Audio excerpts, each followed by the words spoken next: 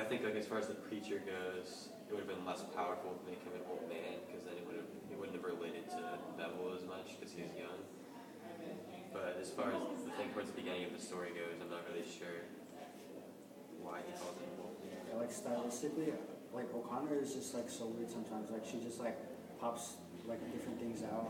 Like that idea of mystery in her writing and like in the bibliography of her, or like the way she writes. It's just like mysteriousness is just like I think what it does is that it helps confuse the reader in a way where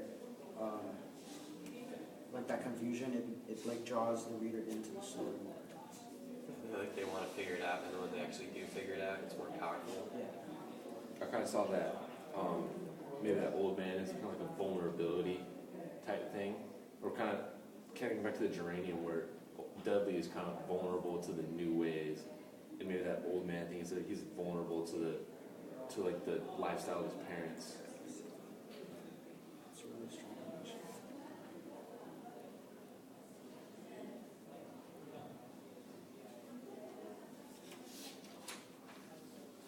You know, like I see in Connor, like the young and the old, it's just like the old man, like they're set in their ways.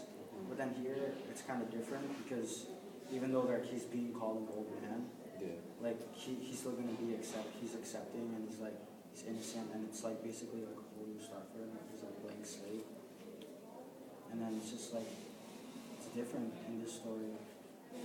I think that, like what Jim said about the religion, how there's like a big religious undertone, like how she like old man skeleton, and she refers to all these different people as kind of like a symbol of how Jesus Christ accepts everybody. Like he doesn't exclude anybody. He accepts everyone, and that's like As long as you accept him. Yes, like, yeah. She kind of condemns the parents because they don't accept him. But even though Bevel dies, it's kind of like it's not uplifting, but it's not like depressing. It's like it's just kind of. And to me, it's kind of like him escaping from his life. Like he's like happy for himself.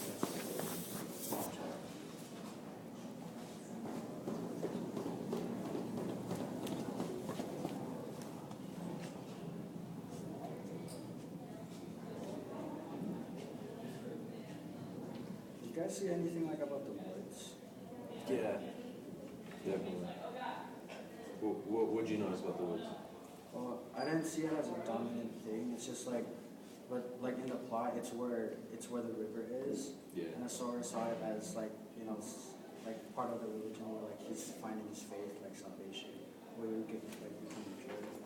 And it's like it's different than like the other stories where the woods are sort of in like a negative manner. I kind of saw that as like the turning point, like going back to our like color conversation. Like pretty much before the woods part, it was mostly like grays and yellows and like depressing colors. Then you start seeing like purples and like it was weird. It says he saw like two frozen green gold eyes enclosed in the darkness. Yeah. Like when I think of like green gold, I kind of think of like angelic or like good or pure or something. Yeah. So maybe like a quote unquote like angel was like watching him or something. And then I didn't necessarily read the woods as a bad thing.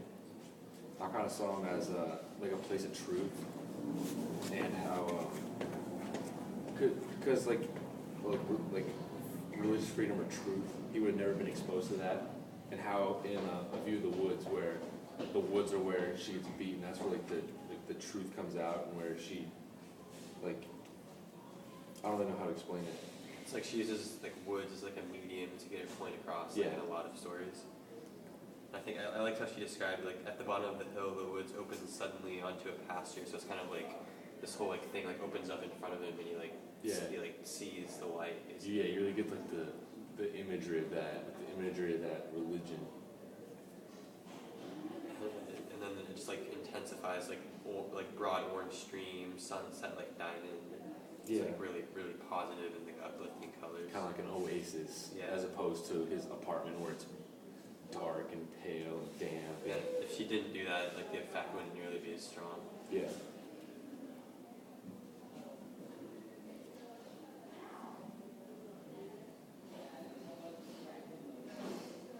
So do you guys have any like concrete theories, just to wrap up this story, and in turn kind of develop a motive for why O'Connor's writing?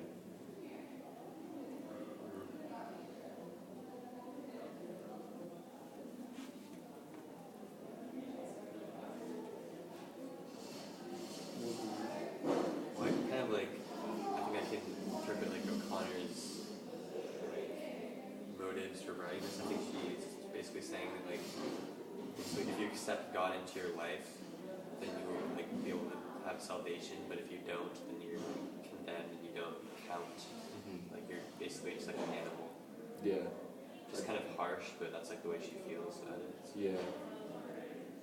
And kind of relating back to the other stories, you see that as well. It seems like there's always characters that are like saved, and there's characters that she like condemns for their person, like not their personality, but like for their values, their actions.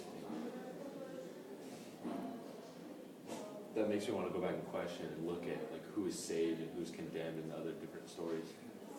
But also like I just thought of another reason why I don't think the ending is like a depressing note is because he describes the priest describes the river as like Jesus' blood. Yeah. So it's kind of like he just like flows down through like Jesus' blood and basically like onto heaven, which isn't really like a negative thing at all. Also, like, just the way the preacher talks, it just kind of, you kind of just like get engulfed to it. Like you become, like, it feels like it's his life, like he's talking to you. Like, he talks with such passion and meaning. Like he said, like he talks with like innocence and like he says it like with truth. Yeah. I noticed how, going back to that religion, it's kind of like going along with what Jim says, how O'Connor is talking about how beautiful and how colorful and how intriguing religion really is, and it's kind of contrasting with how a life without religion is so bland and dark and. Yeah. Even though like his parents are rich and stuff, like she basically makes them like as good as you can get without having religion, but they're still like really depressing. Yeah. So she's basically saying like no matter what, if you have religion, it would be better. Yeah.